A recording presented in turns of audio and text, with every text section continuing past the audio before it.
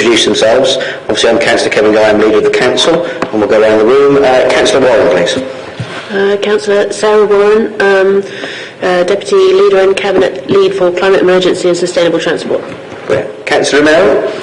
I'm Dina Romero, and I'm the Cabinet Member for Children and Young People and Communities, and I'm a councillor in Southdown. Thank you, Dina. Councillor Samuel. I'm Councillor Richard Samuel. I represent Walcott Ward, and I'm the Cabinet Member for Resources. Thank you, Richard. Councillor Ball. Councillor Tim Ball, Cabinet Member of Planning and Licensing. Councillor Rigby. Evening, I'm Amanda Rigby. I'm Cabinet Member for Transport, and I'm the Councillor for Bathwick Ward. Thank you, Amanda. Councillor Bourne. Hi, I'm Alison Bourne. I'm a councillor for Whitcomb and Lincoln Ward, and I'm the Cabinet Lead for Adult Social Care and Council House Building in a job share with Tom. Thank you, Alison. Councillor Davies. I'm Tom Davis, Councillor for Walcott Ward, and the other half of the Joint Cabinet role for Adult Services and Council House Building. Thank you, Tom. Right, I'm going to ask Bree to read the emergency evacuation procedure, please. If the continuous alarm sounds, you must evacuate the building and proceed to the assembly point. From this room, you should follow the green running person signs to the exit, using either the marble staircase at the end of the building nearest to Bath Abbey or the main staircase. Please do not use the lifts. The assembly point for this building is in Orange Grove on the green outside Brown's Restaurant. There is an evacuation chair for use by disabled people who so wish in the corridor outside the Council Chamber Public Gallery. Alternatively, the area at the top of the marble staircase has been designated as a safe refuge where persons needing assistance should assemble. Thank you very much, and apologies for absence. Apologies from Councillor Mark Roper and Councillor Dave Wood. Thank you very much. Right, item number 4, declarations of interest. As a council taxpayer, I have to declare an interest in item 12, and on behalf of myself and all cabinet members paying council tax, business rates or in receipt of council services, seek dispensation from the monitoring officer to enable members to present and to participate in the debate and vote on the item. Thank you, Chair. Yes, I'm content to grant that dispensation, and if that can be minuted, I will provide a written copy in due course. Thank you very much. So I ask the floor for declarations. Councillor Ball, please. Yes, I can declare it to Rosa Lisleby, who has enhanced children's services. Thank you, Councillor Ball. Councillor Warren. I have a family member in receipt of an educational healthcare plan. If those can be minuted and noted, they'll be covered by the general dispensation. Thank you very much. Any other declarations of interest? No.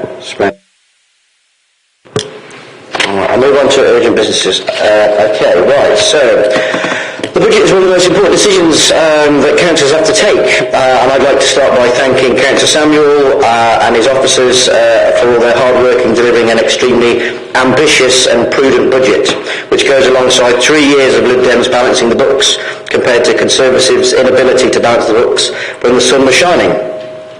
The council is working hard in Bath and North East Somerset residents every single day, and a great example is today's news that the Bath Christmas market for 2022 is one of the best ever. An estimated 500,000 visitors came to Bath just for the market alone, and we had loads of positive feedback from visitors and businesses, with 95% saying they would return to our amazing city. The market had brought in tens of millions of pounds into the local economy. That's for our local shops, for our cafes, for our restaurants, for our pubs and our accommodation. And a prime example of that is 37% of those 500,000 visitors stayed for an average of 2.4 nights, which is an excellent example of how a council-run event has brought huge money and investment into our city. We're looking forward to the final figures being announced very soon, once the numbers are all crunched and put together. So well done to the market team. We look forward to the Bath Life Awards, where the Bath Christmas Market team has been shortlisted for Best Event. There are lots of questions and statements tonight about buses. I'd just like this opportunity to highlight that the West of England Combined Authority is responsible for the bus services as the local transport authority. In Baines, we're fighting for a better bus service. We're particularly asking for the West of England Mayor to urgently provide more details about how he will deliver his promised Demand Responsive Transport System, DRT, which is described as his minibus gamble. It's supposed to start in April, and the lack of information about how that will work is causing a lot of unnecessary anxiety. We've increased our funding for buses by 36% for the crossover period, but the Mayor has a £50 million new bus service improvement fund. We're pressing for him to urgently confirm if he will put some of the £50 million on the 5 Lifeline bus services in Midsummer Norton, Radstock, Poulton, Keynsham and the Chew Valley. If the West of England Mayor can confirm the funding for the Lifeline services and for the minibus service, this may have the potential to provide a comprehensive service for every community in North East Somerset, and we would welcome that. Unfortunately, he is spending the majority of the £50 million in Bristol, and we're working with him hard to rebalance that spending pledge. Thank you very much. On to questions from the public. There are 27 questions from the public and councillors,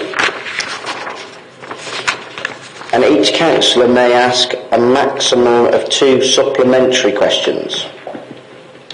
Okay, and I believe Councillor Jackson, you would like to ask some supplementary questions, please. Yeah, I'm so sorry that I was dashing from...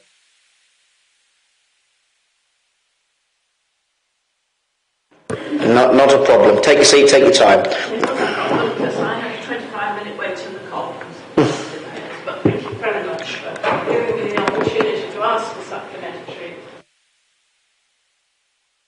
Would you like to turn your microphone on, sorry, Councillor Jackson? Thank you. I was a school teacher. I was used to being heard. Seriously. The first question relates to this question of mould in houses, and we have an answer from Councillor Davis, for which I'd like to thank him. But I perhaps didn't explain that the families in my ward who are suffering from terrible mould growing on the walls of these 1950s council houses have already been to their landlord and have already been to the council offices in Midsummer Norton to try and get some help. So the question is, these families have been told, well, you'll just have to go private if you don't like your accommodation, and they're, of course, not in a position to do that. So the first question is, does the Cabinet member agree that having families put themselves on the Home Search Register because of the mould in their existing houses is only going to create wider problems?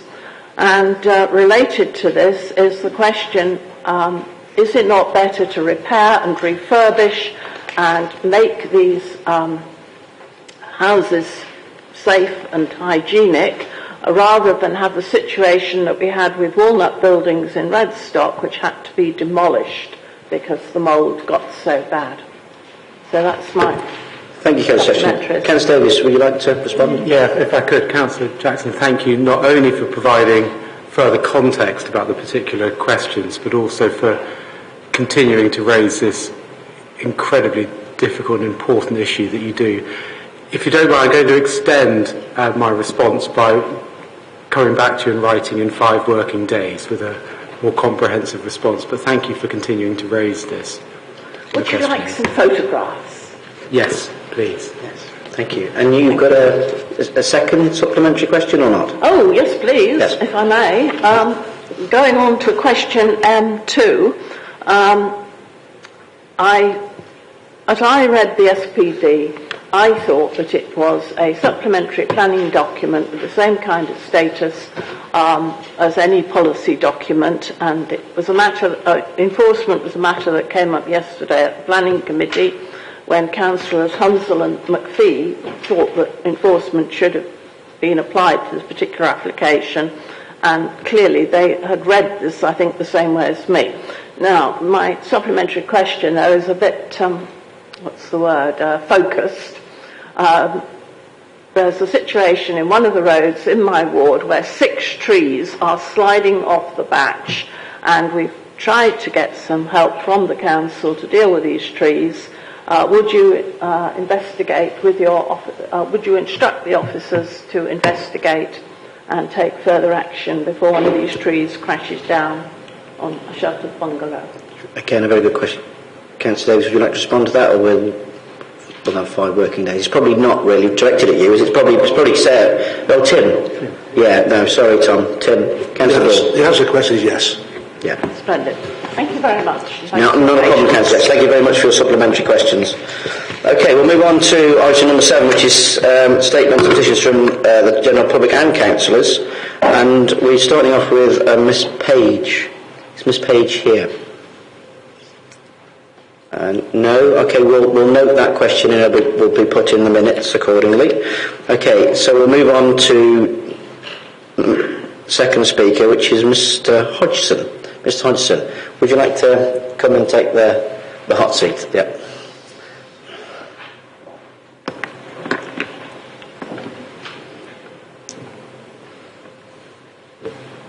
Thank you.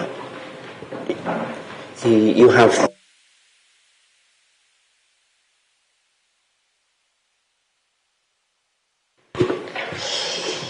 Good evening. I'm here to present my petition entitled Safe Crossing for St Mary's Primary School and the RUH. This concerns the crossing point outside the Bowls Club on Pen Hill Road in Weston, which currently consists of a small central island, reflective bollards and a central lighting column with drop curbs either side. This is a busy and direct walking and wheeling route from Southlands High Street and indeed the whole of Weston Village to and from St Mary's Primary School, the RUH, the Weston Hub, the 103 Childcare Club and destinations beyond. The desire to cross at this point is clearly seen during the school drop-off and pick-up periods, although it is well used throughout the day. It is also on the route of the walking bus between the 103 Club and Weston All Saints Primary School. A crossing count was carried out in December 2021 and I've provided the figures for those in advance. But essentially it's a very busy crossing. It's a site of regular conflict between pedestrian and drivers. This boils down to a confusion over who has the right of way. Some drivers give way, only for parents and carers with children and pushchairs to end up stranded on the central island, which itself is not big enough to accommodate them, because actually it was never intended to be a pedestrian crossing point. It's a traffic calming feature. The bollards on the crossing itself obscure a child sightline, reducing safety further. The island itself offers very little protection. As I said, it wasn't designed for pedestrians. It's regularly hit, and my return here, having previously submitted the petition about a year ago, comes after an SUV completely overran the island in November 2022, felling the central light column. Again, I provided pictures in advance. Had this happened during the school run, the consequence could have been extremely grave. 422 people have signed the petition, which is equivalent to the entire adult and child population of the Southlands Livable Neighbourhoods area. The LN Livable Neighbourhoods team have committed to fund the design work, so I'm here essentially to ask for details of how the crossing will, if it can, be funded. Are the highways team willing to contribute some of the cost if the LN team feels it's essentially too expensive for them to cover? And when can we expect to see this? 2 important notes. The petition is dominated by Bath postcodes. I haven't sought to pad out the numbers here. It's a genuine local concern. And secondly, there is an existing crossing on Pen Hill Road that was installed about 15 years ago, but it's a substantial detour for people from their desire line, so about 160 metres extra to the school gate, 175 metres extra to reach the Weston Hub, and people are very clearly voting with their feet on this matter, and I feel we should be supporting active travel with direct and safe routes where people want them. And if I could have a written response so I can share that with my supporters, that'd be fantastic. And I have brought a paper copy of the petition. I know we're trying to save paper, but I've done it now, so I may as well present it. Thank you for your time. Yep, no problem. I'll happily take the petition if you want me to, Mr. Hodgson. More than happy to do that. Yeah, thank you very much for that. Councillor Rigby, would you like to ask a question? Yeah. I'd like to give one little bit of information and then ask a question with your permission, Chair, just to let you know that this has been committed as a fast-track item and we've already drawn up the designs for it, so I hope that you're aware with the plan to put it in at pace after the election. But my question really is, from your perspective, given the fact there's been an awful lot of negativity around livable neighbourhoods from just a very small, vocal group of people, is this not something that proves that livable neighbourhoods are actually something that's community-driven? You've done a petition, you want to see the crossing, you've applied for it, and we want to deliver it. Is that not how it should work? Well, yes, in a word, and I'd say I've gone out on a limb to emphasise the benefits of livable neighbourhood to the community, and now we need to deliver without sounding at all terse. Thank you.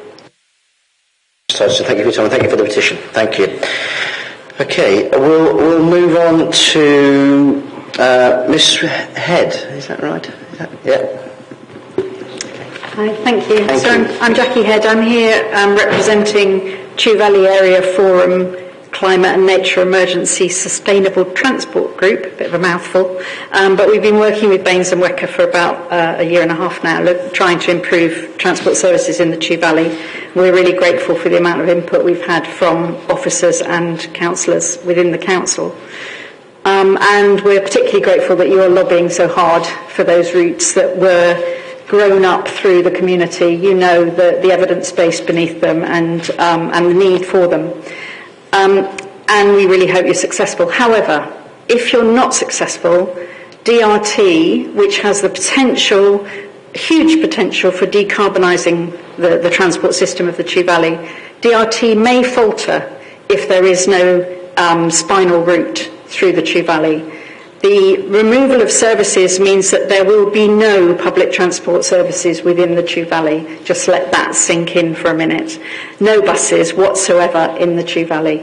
So the DRT would only be able to take people out to the A37, to the 376 route, which has a very bad reputation in terms of its ability to get people reliably to places on time. It appears on the screen, disappears, and it's another half hour before the next one comes along. So you can understand why the people of the Chew Valley might be nervous about trusting DRT to take them to a space where they're going to have to wait with no facilities and no safety for long periods.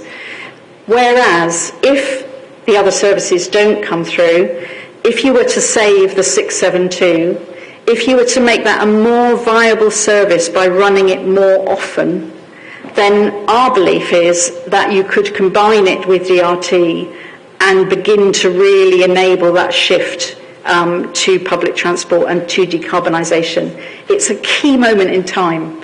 Flip one way and you've blown it for the Chew Valley. Everyone will be in cars. Flip the other way and you've done something incredible in a rural area. So I guess I'm here to say, please, will you save the 672 and improve it if you are not successful in your bid with Wecker. And I can give you mountains of evidence of local people who rely on that service for their work, to get their kids to school, to go to college in Bristol, to go to medical appointments and hospital appointments, and to have some kind of social life within the Chew Valley. It's a vital service for a very few people, but in a rural area, people travel further than they do in the city. And when you think about that in carbon terms, 1 mile travelled in a city might be a certain, that's a chunk of carbon. But if you're travelling rurally, you're probably travelling several miles, so you're saving more carbon. So when you're looking at routes, it's really important to apply a carbon calculator, not just how many people are on this route, but how many people times how many miles are they travelling, and then you get some idea of how important the route is for decarbonisation. Thank you, Ms Head.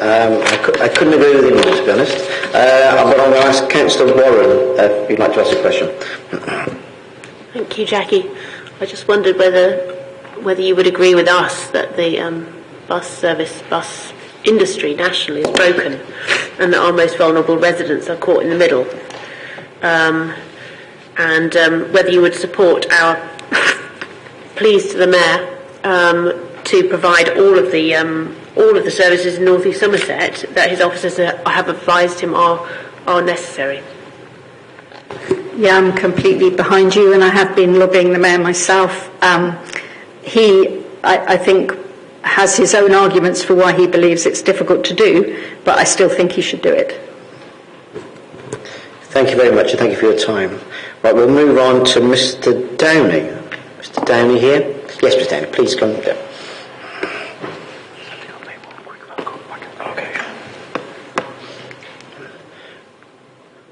3 minutes will start whenever you're ready, Mr. Downey. Okay. Well, thank you, Chair. I'm a resident of the Chew Valley and a user of the 672 bus, and I'm speaking to follow Jackie and her comments. I submitted a statement, but I'll just make the key points with it. WECA and Baines have announced, I might say without much consultation, that they plan to cut multiple bus services that serve the Chew Valley as of April this year. I think this is unacceptable to remove so many bus services at one stroke across a rural community where public transport provision is already poor. For example, there's one bus a week to Bath, where I can come for 3 hours. The proposed cuts, in particular, concern the 672 Blackton to Broadmead service, which is a long-standing and popular route.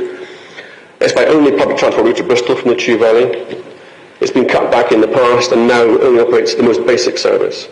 I use it regularly to get to my office, and in fact it's one of the reasons I recently changed work to come to Bristol, because there was a local bus service to take advantage of my company's policy of travel with a purpose. Without it, I have no option other than to use a car for this and other journeys, which I'm not inclined to do. I understand there's some extended support for 672 from Baines until May or June this year, which is welcome, but nonetheless, these cuts will remove any ability for people to go about their business and leisure by public transport in the Chew Valley. The proposed action runs contrary to complementary policies on promoting active travel, achieving CO2 emissions reductions, and decreasing pollution and congestion to decarbonise the Chew Valley. It is vital infrastructure to enable mobility at a time when parking costs have doubled. In general, passenger volumes are increasing, but these cuts would leave no buses in the Chew Valley at all. I would bear testament that over the last 12 months I've been using the bus, I think the population of bus users has actually increased, young and old included. The cuts also will undermine recent Baines investment to improve highway infrastructure and accessibility around the Chew Reservoir area. This includes new bus stops and better pathway access, specifically installed to improve access and presumably to attract visitors, who will now have no other option but to drive to the area and park up more than ever. And the car parks are already quite full. This is just squandering the potential benefits of the outlay already made. It's currently unclear how or where the proposed demand-responsive transport minibus services will operate in the Chew Valley. It will inevitably require more vehicles and drivers than the current provision, casting doubt on sustainability and cost-effectiveness. I personally think it will be less convenient, more time-consuming and expensive compared to the current provision.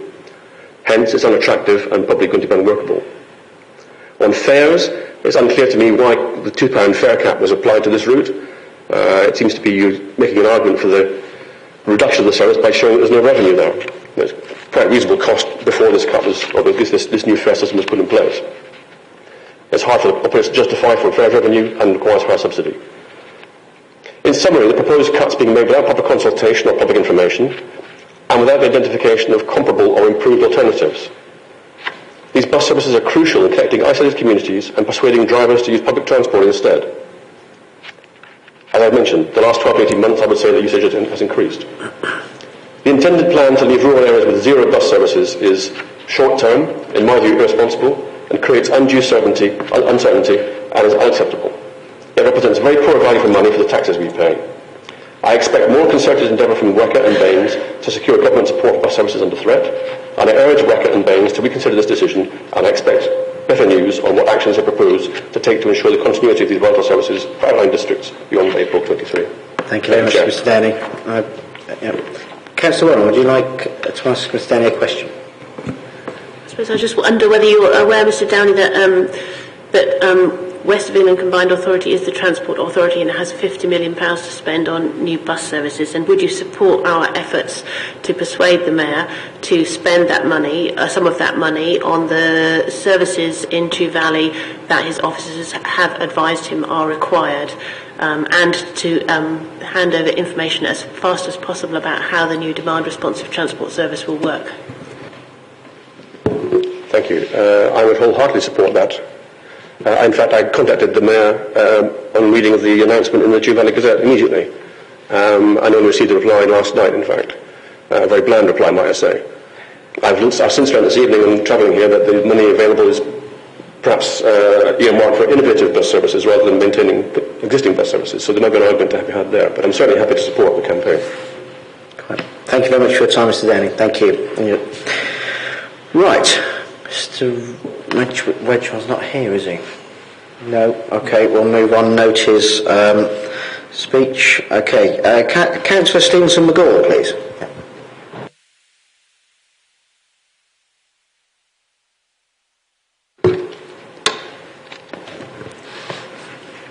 Thank you very much, Councillor Guy and Cabinet members. Tonight I want to speak to you all about the bus services through the village of Timsby, where I have lived for the last 9 years and where I am an active member of the parish council. The bus services through the village have always been precarious in recent years, with both the 178 and the 179 having their schedules reduced and cut initially by First Bus. More recently, these two routes have been taken over by CT Coaches, A-Bus, City Star, all with a subsidy from WECA, and I thank those companies for coming in to help. These two routes, the 178 and 179, are a real lifeline to many in the village for a range of issues, from getting to their place of work, to attend school or St Brislington's College, or to enable residents of nearby communities and villages to access St Mary's Doctor's Surgery in Timsbury, where they are registered. Rural isolation is growing, and rural bus services are vital to combat this and to tackle the climate emergency which we all face. Many elderly residents are really worried about their future in the village and how will they be able to access shops and services as well as to get to the Royal United Hospital. Over the last couple of months, I have been knocking on the door of every household in the village with a community survey, asking residents what their local priorities are. I've had over 270 households return their questionnaires. And unsurprisingly, the top issue is bus services. Speeding traffic came second, and the use of the village as a rat running came third. These residents are really, really concerned about the cuts and what's going to happen to their bus services. Post-COVID, and with the Conservative government's decision to remove the National Bus Recovery Grant this spring, nationally bus services are under threat regardless of the colour of their local council or regional mayor. Both national and local action is needed to support and save rural bus services to connect communities like Timsbury. The recent decision of WECA on the 18th of January to remove the subsidies on the current routes is a massive blow to Timsbury, but the proposed bus service improvement plan route, the 522, from Brislington Park and Ride to Oddown Park and Ride, gives the parish council, local residents and public transport campaigners like Damien Valentine and myself hope. As a bus user myself and a local resident and a member of the parish council, I would urge Bath and North East Somerset Council to work as closely as possible to WECA to ensure that Timsbury has a proper, formal, timetabled bus service to connect the village to Keynsham and Bristol to the north, Poulton and Midsummer Norton to the south, and to Bath to the east. We all must ensure that the proposed demand-responsive transport scheme is a success. But for Timsbury and for other North East Somerset villages and communities, we need the 522 service and the other spinal route through the Chew Valley. This has to be funded through WECA, through its multi-million-pound bus improvement plan. It is a lifeline to our village. Thank you. Thank you, Sean. Councillor Warren, would you like to ask a question? Yeah, thanks, Sean. I just wondered what you think the most important thing that Bath and North East Somerset Council could do to help Timsbury community with these problems. Like I say, I think you have to work with WECA, with the parish councils and the local campaigners to ensure those spinal routes that their officers of WECA have proposed, including the 522 from Brislington to Park and Ride to Oddown Park and Ride, are funded and go ahead. The one caveat is the route on the 522 through Timsbury needs to change so that when it comes between Camerton and Oddown, it comes back into Timsbury, because else that will increase the journey time from Timsbury to Bath from 20 minutes to over an hour via a very long loop via High Littleton, Porton, Midsummer Norton and Camerton. That will not encourage people to use public transport if you increase the length of the journey into Bath from Timsbury from 20 minutes to 60 minutes. So we'll continue to lobby the Wrecker Mayor for more engagement with local communities and local residents. That would be helpful. Thank you. Thank you very much, Sean. Thank you for your time. Okay, is there a Miss Box here? I don't think there is there? Is there? Oh yes, Miss Box. Would you like to come out? Didn't see you back there, sorry. Hidden away. Thank you, Anna. The 3 minutes starts whenever you're ready, okay?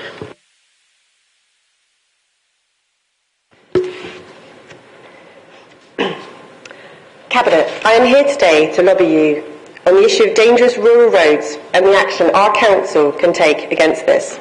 I'm standing here not simply as a candidate for the Chew Valley ward in May, but as a deeply concerned resident, mother and health professional.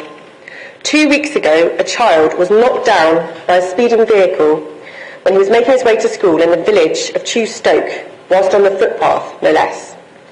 Over the last year, when myself and my ward colleague, Dr. David Harding, been out campaigning, we have stood on many doorsteps and heard countless stories of near misses and sustained injuries on our roads.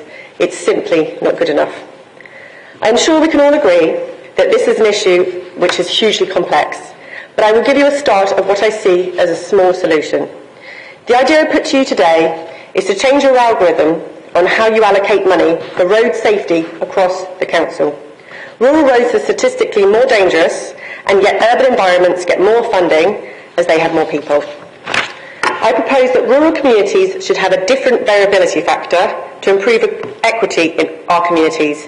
In fact, don't we, as Lib Dems, stand for improving equality for all? I'm aware there are many factors for funding allocation, and I'm lobbying you to add an extra component for rural village centres. For too long, multiple Baines administrations have been Bath-centric, and I know that when leader Kevin Guy came to power, he said that this would change. His leadership has shown that this, with the successful implementation of the Chew Valley Cycle Path, money for redevelopment of Keynsham Centre through the new footbridge, the Summer Valley Enterprise Zone, and standing up to Wrecker Mayor Dan Norris's betrayal on our rural buses.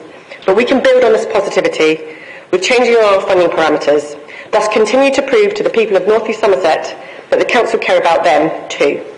There is a common misconception, repeated by councillors not present and some of the wider council staff, that we have to have a death on our valley roads before the council sit up and listen. I myself know this is untrue, but Cabinet, the message is out there. The residents believe this is fact. And the idea I have put forward today will go towards improving how they see you. Daily, I see the fantastic work done in North East Somerset around road safety, such as 20-mile-an-hour limits in Mendip Ward and the hard work of the Clean and Green team. But I think we can go much further. The elephant in the room, of course, is firstly around community compliance and second, quality representation. However, I believe that Dr. Harding and I can unite our rural communities to agree on road safety measures. Late last year, we gathered over 240 signatures supporting our campaign for a 20-mile-an-hour speed limit in Bishop Sutton Centre, a parish of only around 500 houses. So I believe the will is there. But sadly, the Chew Valley has for too long been let down by its Conservative councillors that will not advocate for this important issue, but simply continue to complain about the obstructive council, even when they had a majority, no less. Cabinet, I assure you that if I'm elected on May 4th, I will fight to improve the safety of rural roads and do this with the collaboration of our community. I feel that if you support my motion today, this will demonstrate to the people of the Chew Valley that we can be effective in giving them what they need and that we care when others have shown they haven't. Thank you very much, Ms Fox, for your statement. Councillor Rigby, would you like to ask a factual question? Yes, I would. Thank you, Chair. And thank you very much, Anna, for coming along. Would it be right for me to say that given what your community is telling you, and thank you for bringing it so eloquently to us, that the first thing that we need to look at is a 20 mile an hour speed limit within Bishop Sutton, and then look, as you say, to do education, because a lot of the community needs to either have engineering works or something like that in order to slow people down. And we have to do both things in conjunction with each other. Doing just one isn't going to work. We need to do both. I would absolutely echo that, but I would say that we need to coordinate with the communities in the parish and not just have some answers here today, but actually work closely with our communities. I agree with you. Thank you, Anna, for your time. Thank you very much. Okay, Mr. Goodman, please.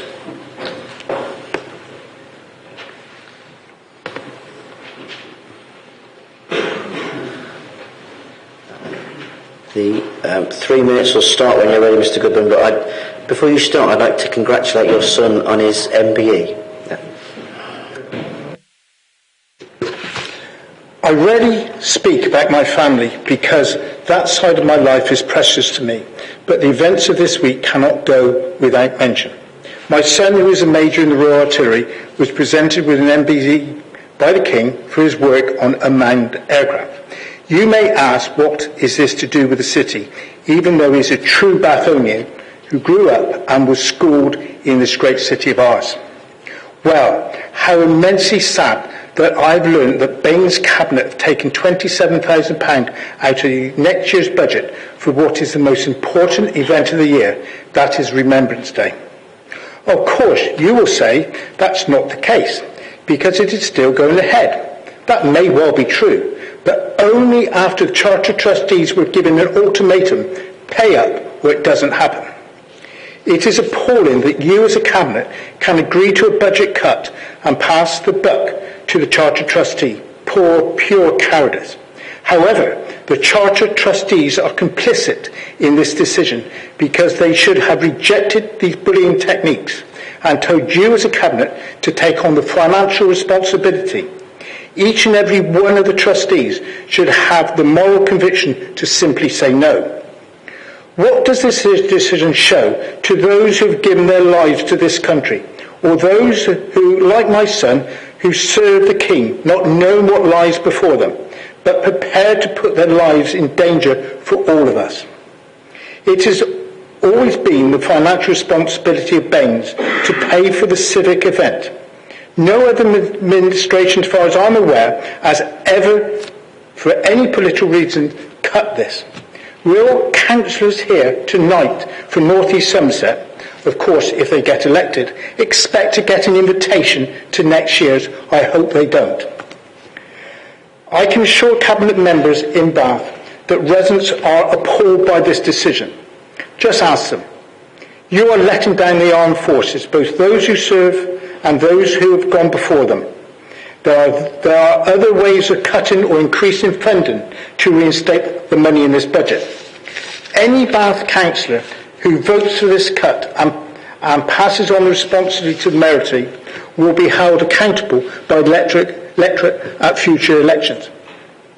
I respect many of the councillors in this room from Bath, but you have to look in the mirror.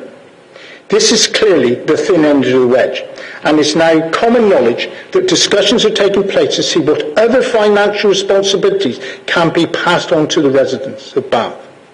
That's fine, but the residents of Bath need to be given back the Guildhall and you can pay rent for it, and we have the revenue from the car parks room in Bath and the commercial estate. And then what would happen to North East Somerset? They would be bankrupt. You must not let our armed forces down. I urge you to change your decision. Thank you. Thank you very much, Mr. Goodman. For clarification, as an ex-serviceman myself, which has received medals and honours for serving Queen and Country, I can clarify that the alignment of spending for the services and remembrance service in Bath is just going in line with, say, the residents of Keynsham pay for their amazing remembrance service there. The residents of Midsummer Valley and Radstock pay for their amazing remembrance service there. So all we're doing is asking the Charter of Trustees. and I will put an end, that the residents of Bath are going to do exactly the same. There are going to be zero cuts to the remembrance service. It's just that the residents of Bath will be paying for the service rather than the residents of Nez. It's a balancing act, nothing more. And nothing will be cut. Are you happy to accept that nothing will be cut? I'm happy to accept that you are cutting from the Baines budget, which has always been the case, that Baines have paid for the ceremony because it was for the whole of Baines. And now you are cutting it. I'm afraid that's factually incorrect. The remembrance service for the City of Bath is for the City of Bath. It's not a Baines... So why were you there at the last Remembrance Day? Because I'm leader of the council, that's why. Yeah, but that's Bath. Would That you is like to ask a Bath. factual question? Yeah. Yes, a very nice factual question, Bob. Bob, congratulations to your son and yourself. You must be a very, very proud father on your son receiving his OBE. And we all share with you. Congratulations on you and your family. It's very much sought after.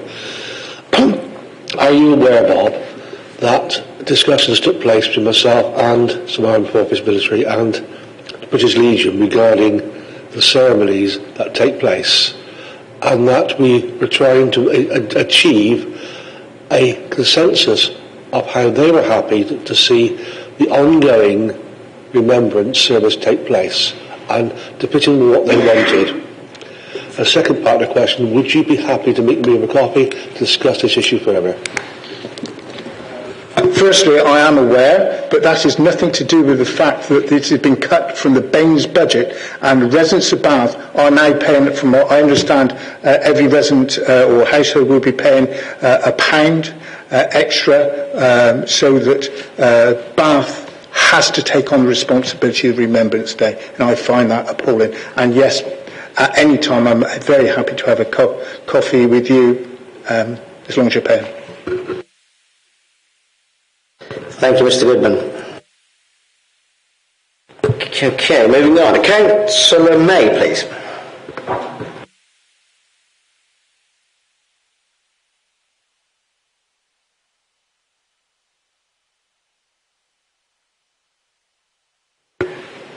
Thank you, Chair. You're welcome. Cabinet. I'm a councillor for North East Somerset, so I hope there's Bath and North East Somerset is recognised as being the council that we're talking about. After the Cabinet this evening, the proposed budgets and council tax recommendations will be presented by Councillor Samuel to the full council on the 21st of February. This is important to recognise that the officers have been dedicated in ensuring all councillors have been briefed re the finances over a long period of time, from late 2022 right through the scrutiny stages.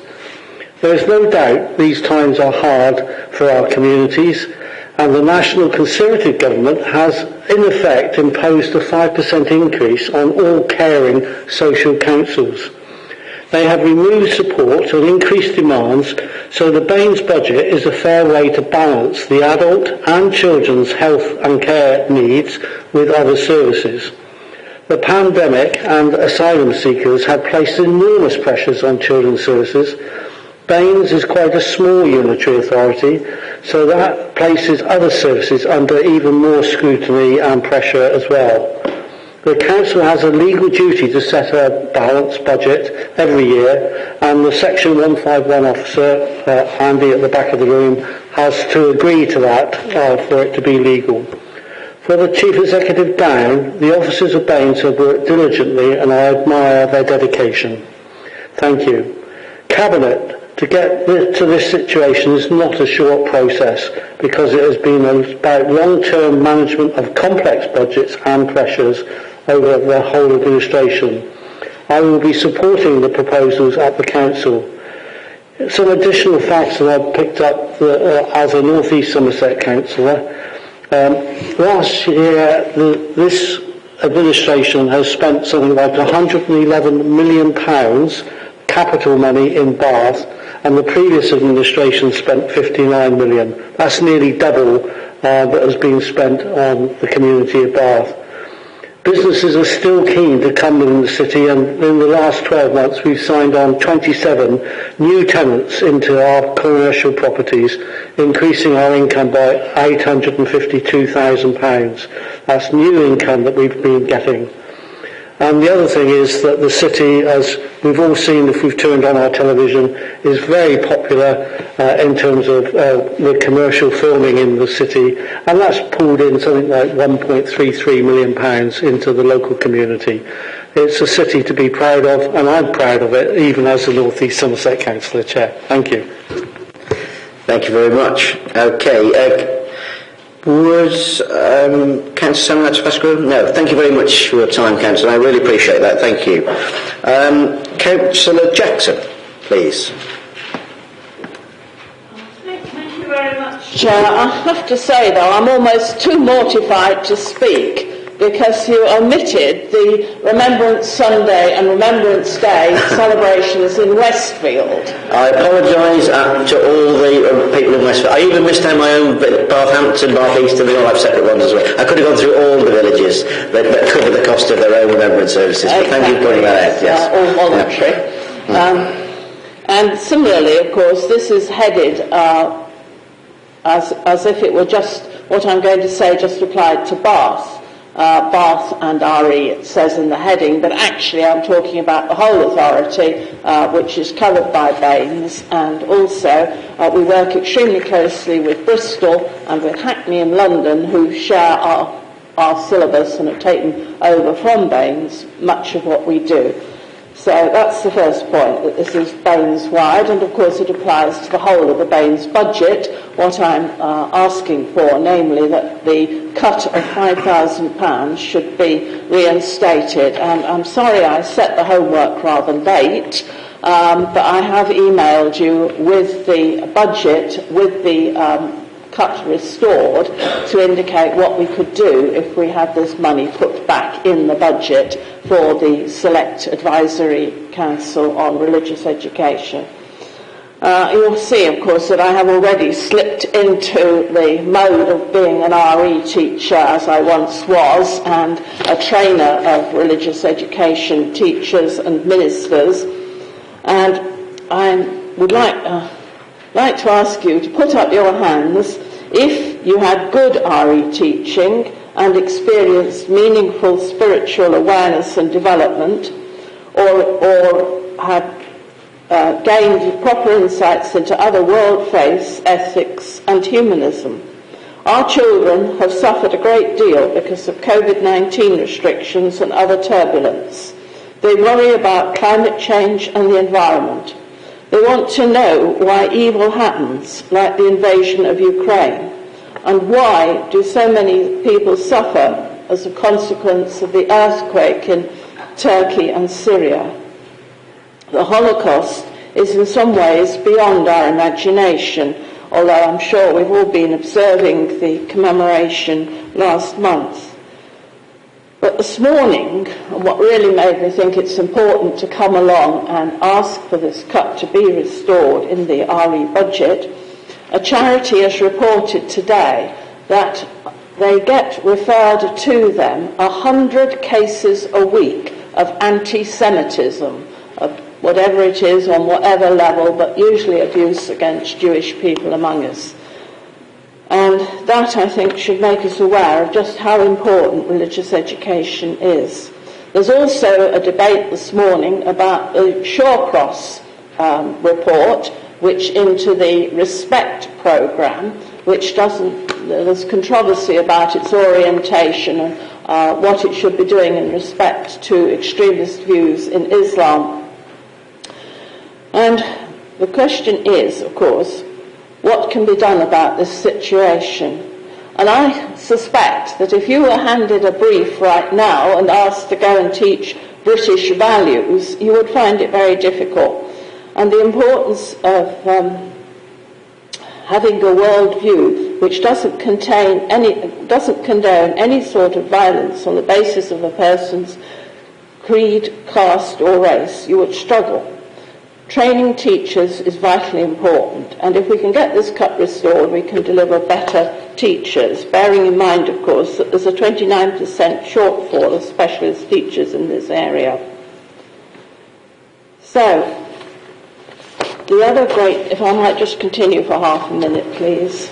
I'll let you go to the summary, please, Councillor Jackson. Yeah. I've already been quite generous. Yeah. Well, I have noticed other people have had a few more minutes, Chair.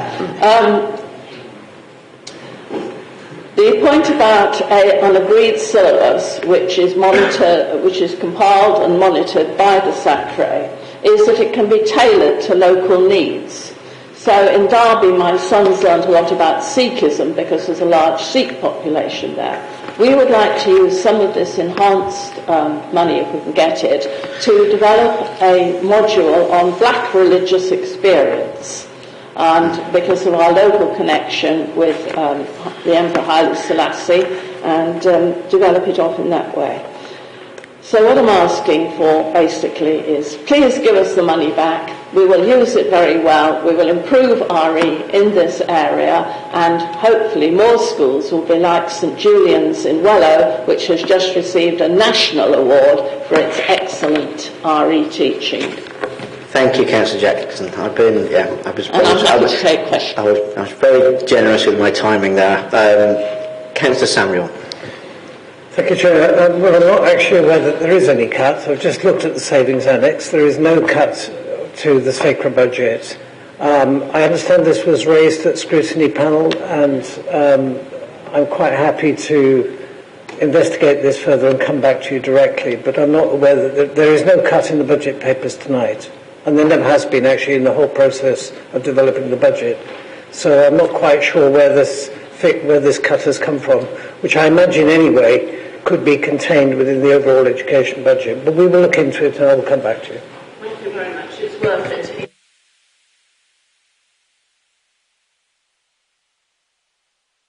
Metres of pavement and possibly 2 more councillors' allowances. Okay. But I have thought that we had a reduction over the years, so I'm incorrect. We'll just have an extra 5,000. Can I ask for more now? I've seen the officers chatting about it in the back there, so I'm sure through Councillor Samuel they'll confirm what he's just said. Okay. I'll just like to thank the speakers and the councillors for that. Thank you very much for your time. And if you wish to leave, you're more than happy to stay through the budget debate. But.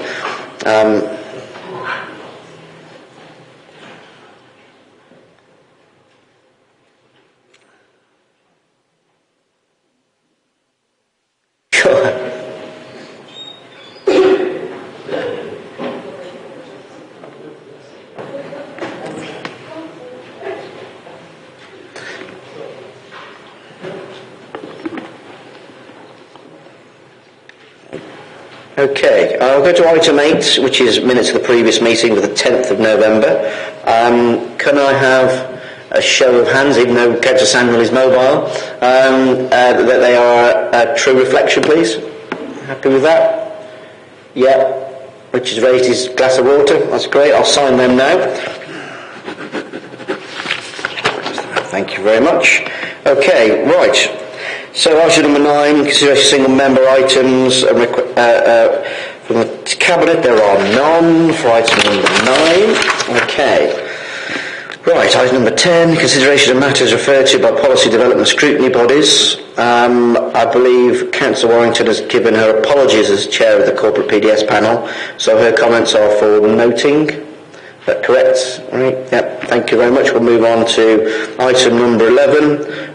Receipt of single member decisions that are taken. They are to be noted in the reports by the Cabinet. Okay, so we are going to have we're going to have a change of items, so item 13 is going to become item 12, and vice versa. So we'll move straight to the revenue and capital budget monitoring cash limits events for April to December 2022, and I'll ask for Councillor Samuel to move, please. Thank you, Chair, and thank you for moving the agenda item around. I thought it made more sense to give a report on the status of the Council's budget this year before we move on to talking about next year's budget. So, Chair, I gave a commitment at the start of this administration that the Council would spend within its means each year What that meant was delivering planned savings and efficiencies each year, properly budgeting for major projects, and most importantly, bringing the Council's budget in on target each year. Now, in normal times, that would have been a pretty challenging aspiration, but when you consider that we had a global pandemic from 2020 to 21, a European war, which is still going on in Ukraine, and the ineptness of the current government in creating runaway inflation are factored in, it's become really tough. From 2019 to 2022, this administration has kept to its spending plans and not allowed expenditure to exceed income, and therefore ensured that scarce council reserves are not used to balance the books year on year. When I reported on Q2 back in November, it looked like we might miss our target this year. High energy costs and profiteering by the energy companies, together with interest rate rises alongside the rest of the inflationary pressures in the economy, meant that suddenly the Council was faced with huge additional costs in year. However, this was also compounded by substantial rises in children's safeguarding presentations and provider costs, to the extent that this threatened to blow the Council's entire budget off course at that point of the year.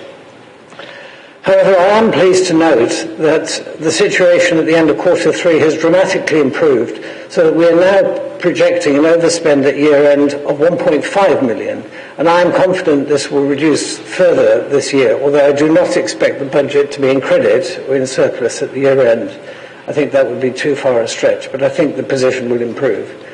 And really, at this point, I must place my thanks to the Chief Executive and the management team for their efforts in tackling the position we faced at Q2 and reversing that with the efforts that they have done through the entire organisation. Their efforts have led to this improved forecast and demonstrate the benefit of reporting financial performance in public. I will not repeat the detail of the individual movements of budgets in the report. They are there for the Cabinet to see. However, I will highlight the need for the Council to closely examine and review the demands on children's social services, which are in danger of outstripping this authority's ability to pay.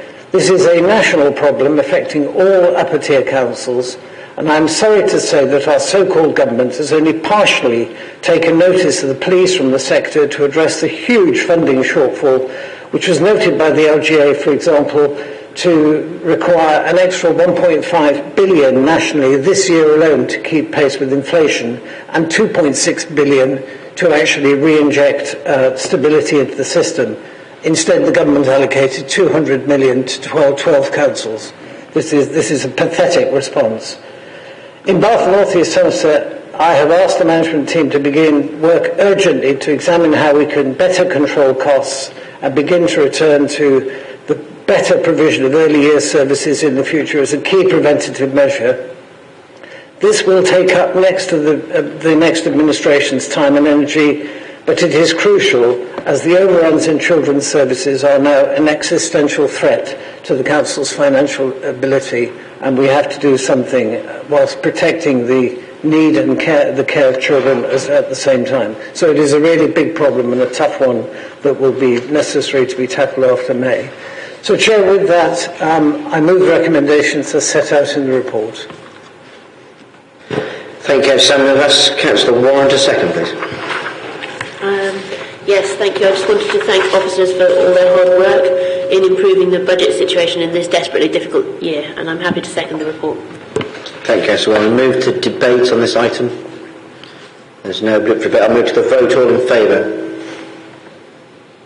That's unanimous. Thank you very much. I'll move on to the substantive part of the meeting, which is the budget and council tax for 23-24 and the financial outlook. I'll just repeat the monitoring officer has granted a general dispensation for agenda item number 12, and I'd like to ask Councillor Samuel to move, please. Thank you, Chair. In moving the recommendations in the report, and there's a long list of them, I want to start right at the beginning by paying tribute to the council staff who have worked with me to pull this budget together in the most difficult and challenging circumstances, from the Chief Executive to Andy Rothery, Chief Financial Officer, and his staff, in particular Gary Adams, Giles Oliver and Paul Webb, but also to the finance staff within departments who have worked together on the numbers as we progressed. And of course, members of the Cabinet here, you have all been involved in those discussions right the way through in terms of building this budget up to the point that we have today of being able to present it. So I thank you all for that. When we began work last summer, none of us could have known what was in store. At that point, inflation was looking like it would rise, but interest rates were still low, although the storm clouds were gathering over the rapidly escalating costs of energy. What we could never have anticipated was that a new Prime Minister and her trainee Chancellor were about to trash the economy by advancing unfunded tax cuts, thereby leading to higher taxes, higher interest rates, and a collapse in market confidence in government bonds.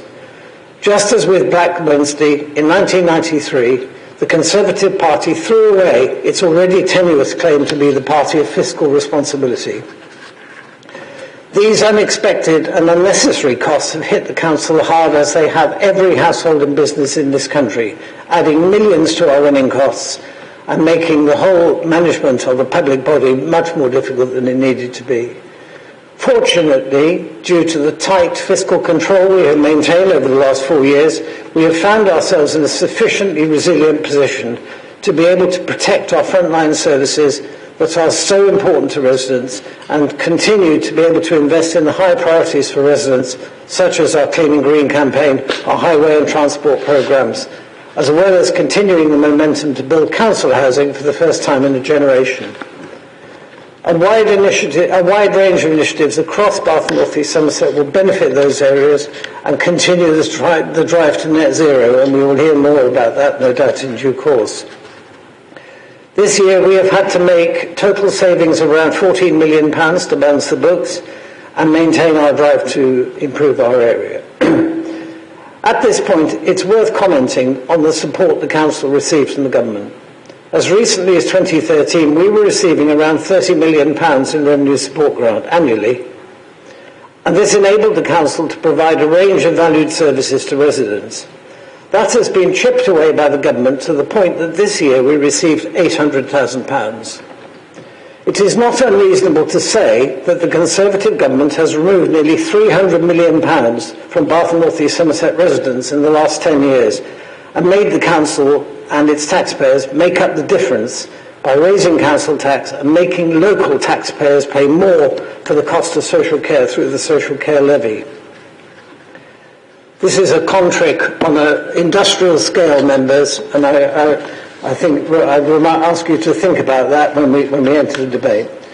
We have decided that to avoid any more cuts, council tax does unfortunately have to rise, but only by 2.99%, not the 4.99% as I saw stated in the local paper today, which is inaccurate.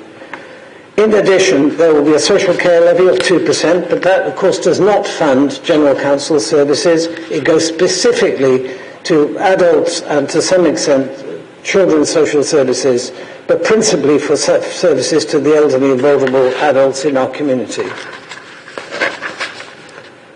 Finally, additional sums have been set aside to cushion the impact on poorer households by changes to the council tax support scheme and the welfare assistance programme.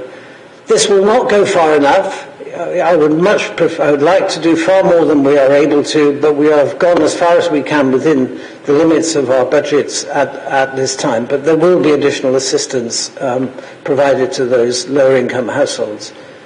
What our budget does confirm is that the Council is now a financially sound organisation that is well run and places resources where they are needed in the communities we serve. It is a sound budget prepared in the most testing of times, and it will provide a solid foundation for the next Council administration for the next 4 years.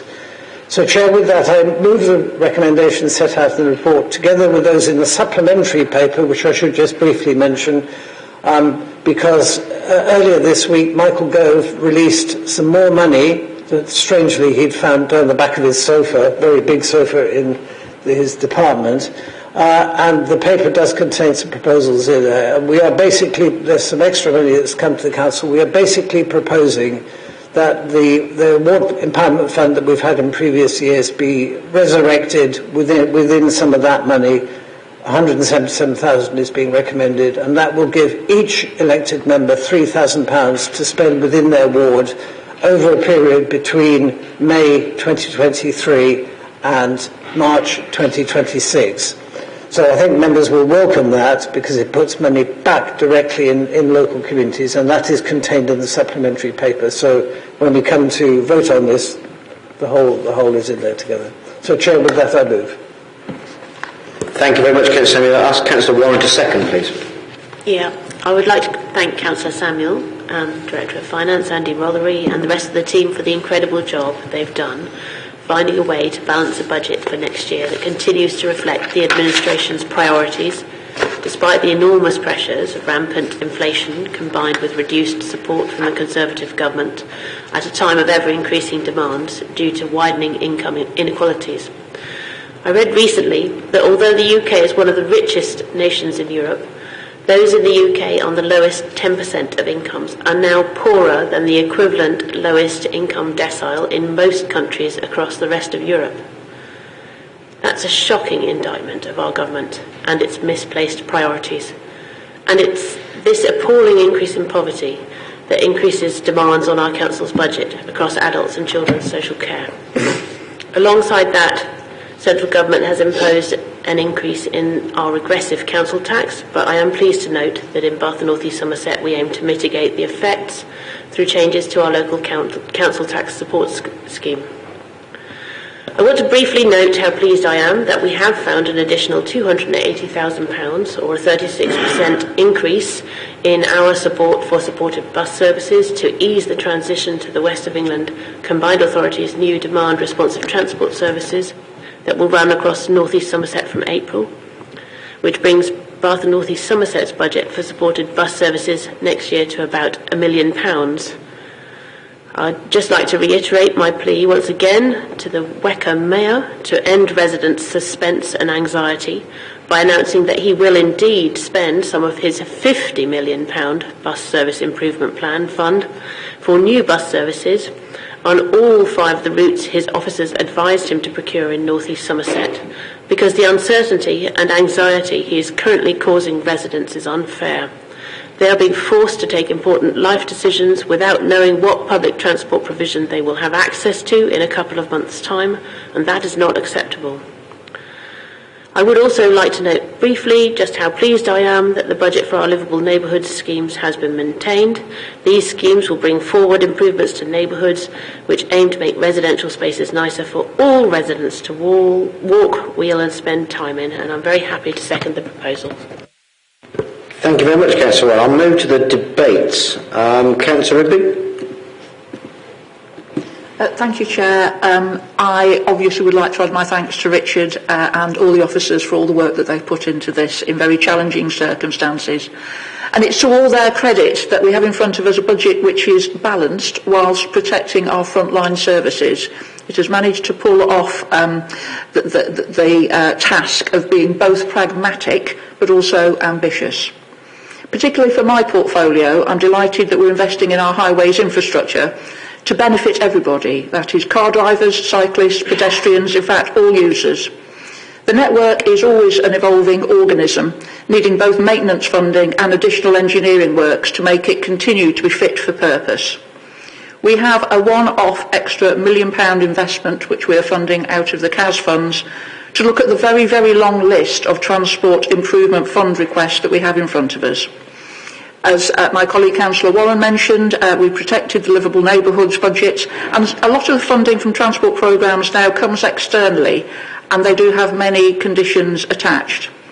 There are some schemes that would never, ever, ever score highly under these circumstances, but which are local community needs. We now have some money to progress some of these, and for that I am delighted. Thank you. Thank you, Councillor Rigby. Councillor Romero? Thank you. Often those outside councils assume that the extra spend in children's services results in a gold-plated service. Our service is not gold-plated, though it was recognised last February by Ofsted as good, and this judgment was a just reward for the efforts of everyone in the children and young people services, particularly over the past few extraordinary years. Children and young people budgets across the country are under huge pressure due to increased numbers coming into care including increased numbers of unaccompanied asylum-seeking children, our own numbers in care have gone up by 30% over the last 5 years. Plus, we have the consequences of COVID, including increases in numbers needing mental health support, as well as an underlying trend of more children requiring complex needs to be met. Across the country, there is a social care workforce crisis, which we in Bath and North East Somerset are not immune from, and so we are more dependent on agency staff than we would like to be. I know we would also like to see more of the non-statutory services for children and young people, such as youth provision, alternative options in education, a greater focus on early help. And I am hopeful that future appropriate investment will finally turn the tide on ever-increasing revenue spending. For example, if we had funding through the DFE for a new alternative provision school on one site at Culver Hay, this will help reduce spend on home-to-school transport. Again, at Culver Hay, if we can resolve the capital funding dilemma for Bath College, we should be able to provide vocational opportunities on site for 14 to 19-year-olds. This is also an indicator of the way of working in the future through partnerships, and I would like to give credit to various partners that we work with, from individual artists to the police, to St John's and Curo, and Youth Connect Southwest, and Bath Bid, and Student Community Partnership, and Bath Mind, and there are many more that I haven't mentioned, all of whom are putting addressing inequalities at the heart of the work they are doing. So much inequality stems from unequal chances at an early age, so that joint focus will make a difference in time. As was observed by Councillor Samuel in the earlier paper, it has not been easy to reconcile the budget for children and young people services, and so I would like to express my thanks to all those in this service, particularly to Mandy Bishop, Mary Kearney-Knowles and Chris Wilford, as well, of course, to Councillor Samuel and Andy Rothery for their efforts and commitment to meeting the challenge. Thank you. Thank you, Councillor Mayor. Councillor Ball, please. Thank you, Kevin. I think to start with, thank all the officers for the tremendous work they carried out and put this budget together. And Councillor Samuel, as usual, for his prudence in ensuring we have a budget on the table tonight, which balances the books and keeps us on a healthy forward trajectory. It would be easy to say that all is going well locally and nationally. As we all know, the economic crisis facing the country affects us all. In this budget, we have been prudent, ensuring that we protect frontline services that our residents need, particularly in these hard times. We are still suffering from the effects of the COVID pandemic, but despite this, we have rebuilt many of the services cut by the previous administration with some of the slash and burn budgets, and it left us a huge financial bill in redundancy costs that we're still picking up now. In the last few years, we've driven much of the administration's manifesto promises. A lot of these come from the planning system, enabling delivery of our green credentials through the local plan parcel update. We've topped the planning budget in order for us to deliver a full new local plan by 2025, bringing forward even more environmental improvements that our residents are demanding. None of it is really easy, but something we must deal with and need to ensure the finances are in place to make it happen. I'll support the budget this evening. Thank you, Councillor Ball. Councillor Bourne, please. Thank you. Yes, I'd also like to thank Councillor Samuel and the officers for all the work that they've done on the budget, and I'd like to say a few words about adult social care services. Social care services rely on a skilled workforce being available to provide quality services, so the current skills shortages and the cost of living crisis are presenting many challenges to the delivery of social care. Our social care grant has increased slightly this year, and all of that new funding has been allocated to children's services where the pressures are even greater than in adult social care. There are also some welcome increases in other small grants, but they are no match for the cost pressures within the system and the reductions in funding over the past decade or so. Therefore, we have no choice but to apply the permitted local precept for adult social care, as that helps to provide the funding we need to maintain services, to invest in our staff, and to meet the increasingly complex needs of many of our clients. We will continue to seek to improve access to services, to support vulnerable people, and to realise further efficiencies through our transformation agenda. This budget enables us to meet these objectives in 23-24, but we expect demand for services and the pressures in the system to continue and are likely to need additional funding in future years. Thank you. Thank you, Esther Bourne. Councillor Davies, please. Thank you. You won't be surprised that I'm going to echo the comments made by a number of my colleagues to pass on my huge thanks to our Cabinet colleague, Councillor Samuel, the Chief Executive and the Chief Financial Officer, and their teams for the Herculean effort they've undertaken over the last few months in preparing this budget. At times, the challenge of the pressures faced by the Council's resources, be it through increasing service demands, inflationary pressures, or woefully inadequate central government support, these challenges appeared to be insurmountable. And so to you all, I say a huge thank you for navigating the Council safely through this period, and to the stage we're at tonight, with not only just a balanced budget, but a budget which continues to invest in so many of the key areas that we committed to invest in. And at this point, I'd focus on my own portfolio, that of housing, and in particular council house building. For despite all of the pressures noted in the report, this budget reaffirms our commitments to our key promises, and in the case of my portfolio, to build the first council houses in a generation, and to expand still further the support we provide to some of the most vulnerable in our community. And so in the budget tonight, I'm delighted to see the capital commitment to housing grow by many hundreds of thousands of pounds. And this capital budget will enable us to continue to deliver on our ambitious council house building programme, a programme that already has nearly 200 homes in its short to medium term programme, but also to further develop the much needed support for local residents through the funding to new councils' supported housing schemes, so that we can provide housing and care for more of our residents here in our local area. We made these commitments to our residents. We have already started to deliver on them, and this budget confirms our commitment to deliver still further. And I'm delighted to be supporting the budget tonight.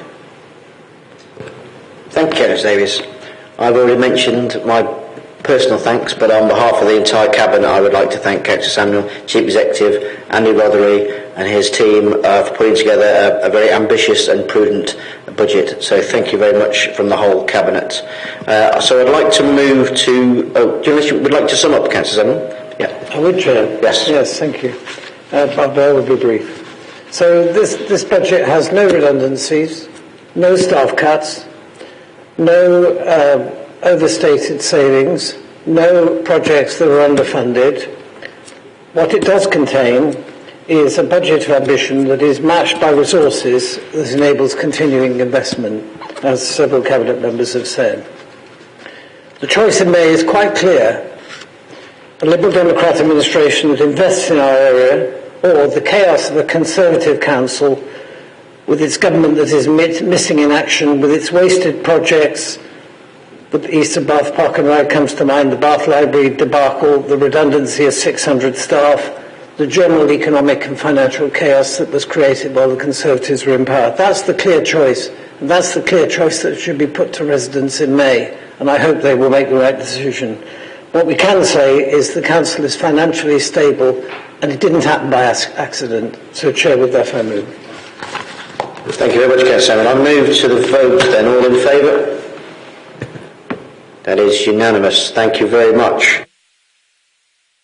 So I'll move to the Treasury Management Strategy Statement, please.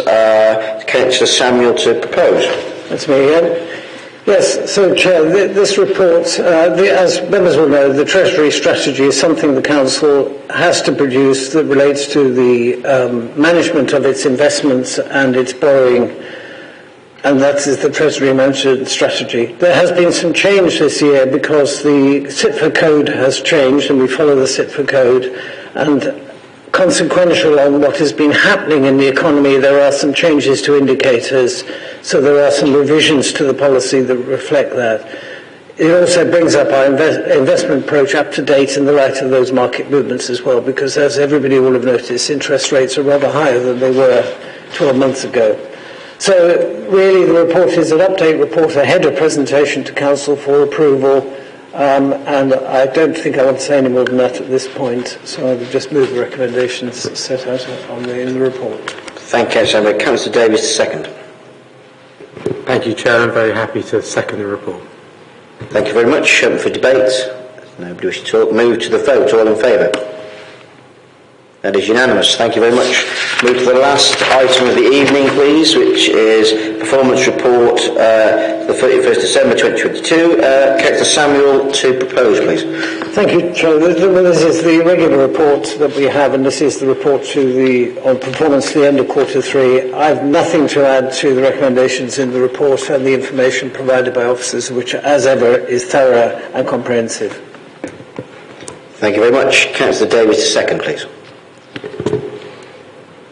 Thank you, Chair. I'm just going to echo Councillor Samuel's comments to pass on our thanks to the officers. I'm always very conscious that these papers come towards the end of Cabinet. They're incredibly important, and to pass on our thanks as a group to the officers that spend a lot of time producing these particular reports and obviously servicing the work within it. So on that note, I'm very happy to second it. Thank you very much. Councillor Davies is an accountant, and he'd probably like this to be at the very front, and we spend an hour talking about it. Thank you very much, Councillor Davies. Second. Now move to the debate. Anybody? No? Okay. Move straight to the vote. All in favour? That is unanimous. Thank you very much. I'd like to thank everyone for attending, and for those watching on YouTube, I'll call an end to the meeting. Thank you very much.